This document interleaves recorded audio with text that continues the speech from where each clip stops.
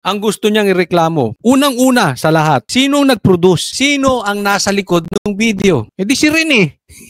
E di si alias Rene. Bobo ka ba talaga? Buti hindi ka nag-abogada. Simple lang naman yun eh. Sino bang gumawa ng video? Ba't pa iniikot-ikot? Si Rene. So idemanda mo si Rene. Nagtataka naman ako sa'yo, paikot-ikot ka. Bakit init na init kayo sa mga Duterte vloggers? Kayo ni Tambaluslos, kayo ni Marcos, kayo ni Torre, kayo. Init na init kayo sa mga Duterte vloggers. Eh yan o, simplihan lang o. Si alias Rene. Reklamo mo, idemanda mo. Pakalawa, si Atty. Topacio, kaliwat kanan, hinahamon ka niya. Sinabi niya, 3 na yung panunuhol mo. Strike 3 ka na, Risa. Lantaran niyang sinabi. Hinamon ka pa. Duwag ka kay Topacio? Takot ka kay Topacio? Kung sino-sinong dinimanda mo. Yung naghahamon sa'yo, hindi mo idemanda. Bakit? Maraming habol sa'yo? Maraming ebidensya sa'yo si Atty. Topacio?